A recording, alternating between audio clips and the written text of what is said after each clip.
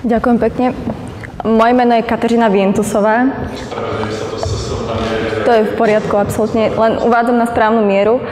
Som občianskeho združenia Nie ropovodu a vážený pán primátor, vážené pani poslankyne, vážení páni poslanci.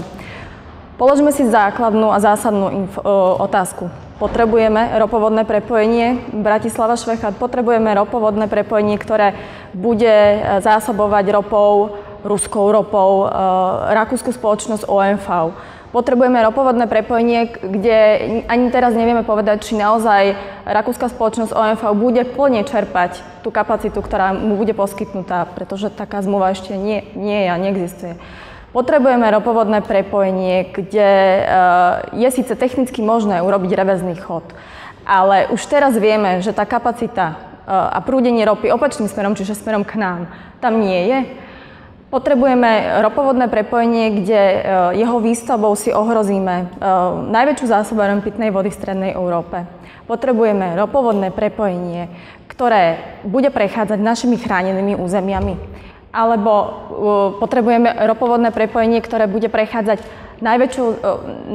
najhustejšie obývanou časťou, mestskou časťou Bratislavy, ale zároveň najhustejšie obývanou časťou, ktorú Bratislava alebo Slovensko vlastne má.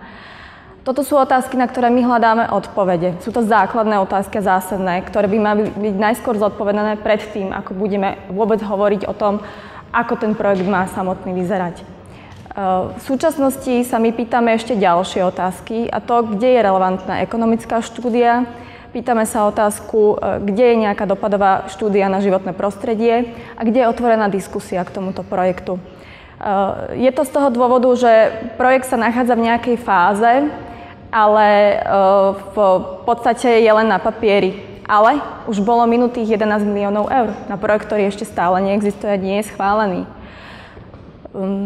Tá realita je taká, že projekt je veľmi aktuálny. Už len kvôli tomu, že v januári vláda schválila materiál, v ktorom zaväzuje ministra hospodárstva, aby do konca tohto roka urobil všetky potrebné zmeny zákonov k tomu, aby ten projekt bol realizovateľný. Do konca tohto roka. To znamená, že už nemáme ani pol roka čas na to, aby sme otvorili nejakú relevantnú diskusiu.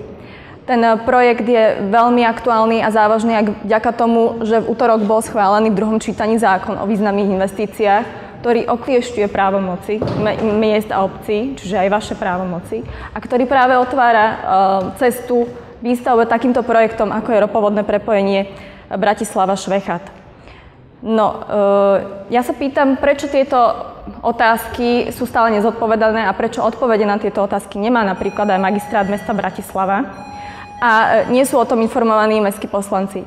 Chceme otvoriť otvorenú diskusiu a žiadame týmto, aby mesto Bratislava zvolilo otvorenú diskusiu občanov, na ktorej by sa zúčastnili jednak zástancovia projektu, to znamená Ministerstvo hospodárstva, Transpetrol, Bratislava-Švechat Pipeline, spoločnosť, ktorá vlastne je za celý projekt zodpovedná. Ďalej, samozrejme, mesto, zástupcovia občanov, ale aj odborná verejnosť, ktorá sa stále k tomu projektu nemala šancu vyjadriť. No a zároveň by sme chceli požiadať poslancov, aby prijali uznesenie, ktoré by jednoznačne vyjadrovalo stanovisko mesta k projektu, ale aj k zmenám spomínaných zákonov a zmenám zákonov, ktoré sa ešte len budú diať do budúcnosti. Ďakujem pekne za slovo.